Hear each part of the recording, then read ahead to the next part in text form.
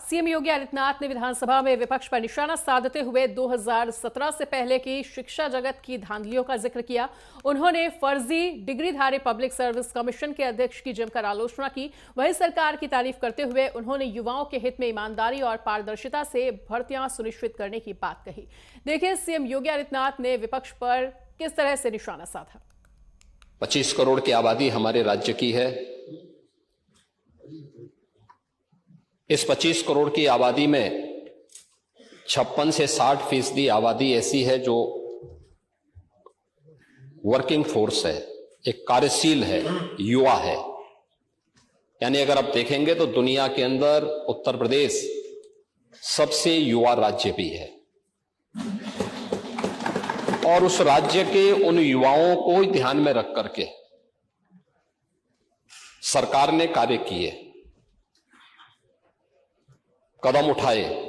अगर उत्तर प्रदेश में बेसिक शिक्षा परिषद और माध्यमिक शिक्षा परिषद के शिक्षकों की भर्ती की प्रक्रिया को पूर्ण करने की बात है तो यह कहना 69,000 शिक्षकों को नियुक्ति पत्र नहीं जारी हुए हैं, मैं उनको बड़े सम्मान के साथ बोलना चाहूंगा कि 69,000 शिक्षकों को नियुक्ति पत्र भी जारी हुए हैं। वे सभी 4 वर्षों से स्कूलों में पढ़ा भी रहे हैं।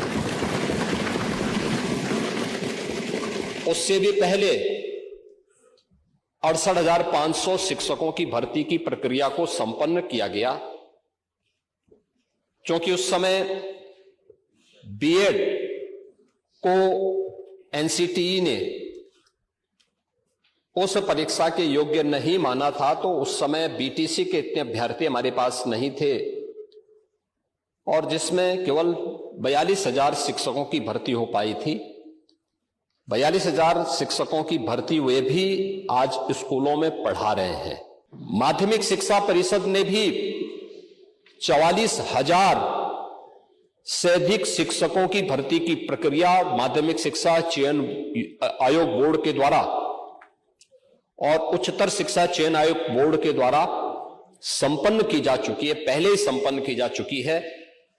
अब शिक्षा के सभी बेसिक, माध्यमिक, उच्च, तकनीकी, व्यावसायिक या चिकित्सा शिक्षा, इन सब से जुड़ी हुई समग्र शिक्षा को लेकर के अब एक नया चयन बोर्ड, शिक्षा चयन बोर्ड बनाने की बन करके तैयार है और वह आगे की अधियाचन विभिन्न विभागों से मांग करके नियुक्ति की प्रक्रिया को आगे बढ़ा रहा है। लेकिन अकेले शिक्षा विभाग में ही 1,60,000 से अधिक भर्तियां हमारी सरकार ने प्रदेश के अंदर की हैं और 1,60,000 भर्तियां वे हैं जो पिछली सरकार की बदनीयती के कारण भरे नहीं जा चुके थे। और पिछली सरकार किसकी है मुझे लगता है आपसे ज्यादा कोई नहीं जानता है। 2012 से 17 के बीच में जो लोग सत्ता में प्रदेश में थे, आप लोग भूल गए जब 86 एसडीएम के पद में से 56 एक जाति विशेष के लोग भर दिए गए। और ये कौन नहीं जानता इस बात को? पांडे जी, इसका ये भी हम बताएंगे। दूसरा वही प्रयागराज है, वही प्रयागराज है जिस प्रयागराज में पब्लिक सर्विस कमीशन के कार्यालय में महीनों तक यूपी के नौजवान धरना दिए थे। प्रदेश सरकार की जो जीरो टॉलरेंस की नीति है अपराध और अपराधियों के प्रति इसीलिए है जिससे अधिक से अधिक निवेश यहां यूपी के अंदर आए, अधिक से अधिक निवेश आए। ये 40 लाख करोड़ रुपए का जो निवेश है यह उत्तर प्रदेश में 1,25 लाख से अधिक नौजवानों को सीधे सीधे नौकरी की गारंटी दे रहा है। 1,25 लाख नौजवानों को नौकरी की गारंटी दे रहा है और इसमें से 15 लाख करोड़ का अब तक हम जमीनी धरातल पर उतार चुके हैं। 10 लाख करोड़ का पाइपलाइन में है जिसको कभी भी हम ग्राउंड ब्रेकिंग करके इसको भी आगे बढ़ा देंगे। लेकिन प्रदेश के अंदर जो एक वातावरण बना है सुरक्षा का, बेहतर कानून व्यवस्था का, दंगा मुक्त प्रदेश का, आज उसके लिए देश और दुनिया का हर निवेशक प्रदेश में आना चाहता है, प्रदेश में निवेश करना चाहता है। और इसी का परिणाम है 12 से 17 के बीच में प्रदेश की जो बेरोजगारी दर थी, अनएम्प्लॉयमेंट रेट था, वह 19% से अधिक था और आज ओझा जी ने स्वयं कहा है कि 2.4 है। ये चीजें दिखाती हैं सरकार के कदम अच्छी दिशा में आगे बढ़े हैं। आज के दिन पर जब रिजर्व बैंक अपनी रिपोर्ट प्रकाशित करता है तो रिजर्व बैंक की रिपोर्ट इस बात को कहती है कि दुनिया के, अब भारत के अंदर उत्तर प्रदेश ऐसा राज्य है, बैंकों से लेन देन जिस राज्य का सर्वाधिक है वह उत्तर प्रदेश है। उत्तर प्रदेश का जो सीडी रेशियो है आज के दिन पर, जब हम लोग आए थे तब यह 45 से कम था, 44 के आसपास था। आज यह 60% है।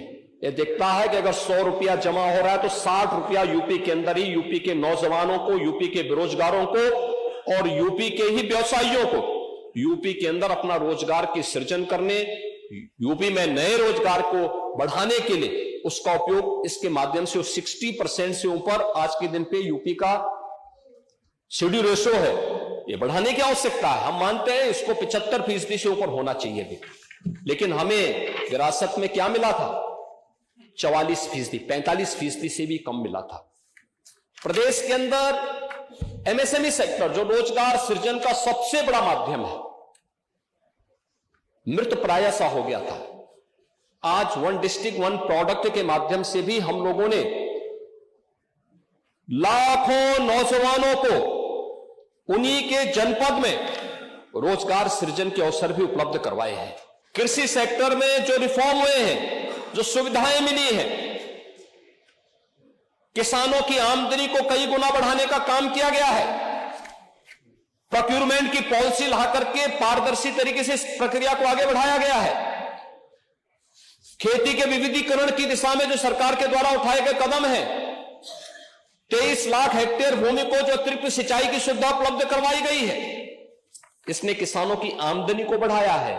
और उद्योग कैसे चलने चाहिए, चीनी उद्योग इसका सबसे बड़ा प्रमाण है, सबसे बड़ा प्रमाण है। या उत्तर प्रदेश जिसको आप चीनी उद्योगों का बेच रहे थे, तबाह कर रहे थे, बंद कर रहे थे, आज 120 चीनी मिलें अकेले उत्तर प्रदेश चला रहा है। और उनमें से 100 चीनी मिलें ऐसी हैं, उनमें से 100 चीनी मिलें ऐसी हैं जो एक सप्ताह से 10 दिन के अंदर अपना गन्ना मूल्य का भुगतान कर रही है। जो बाकी 20 चीनी मिलें हैं उन पर भी एक दबाव है कि भाई आप भी इस प्रक्रिया के साथ जोड़िए। लगभग हर चीनी मिल अपने से इथेनॉल प्लांट को भी जोड़ रहा है, सीबीजी के नए प्लांट लग रहे हैं। और आज के दिन पर देश के अंदर सबसे अधिक कंप्रेस्ड बायोगैस के सबसे अधिक प्लांट लगाने वाला स्टेट उत्तर प्रदेश है। सबसे अधिक इथेनॉल उत्पादन करने वाला राज्य उत्तर प्रदेश है। सबसे अधिक चीनी उत्पादन करने वाला राज्य उत्तर प्रदेश है। और सबसे अधिक रोजगार और सबसे अधिक नौकरी देने वाला राज्य भी उत्तर प्रदेश है।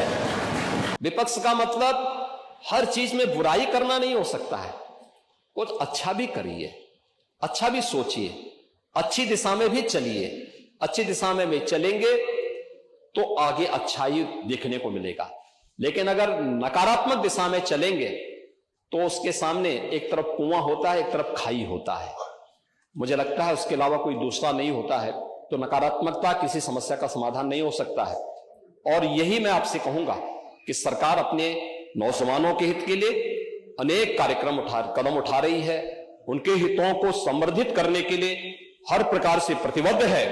और जो मुद्दे यहां पर उठाए गए हैं, सरकार उसके लिए पूरी तरह अवेयर है। और उसमें किसी भी नौजवान के भविष्य के साथ, किसी भी नौजवान के भविष्य के साथ खिलवाड़ करने की छूट किसी को भी नहीं देगी।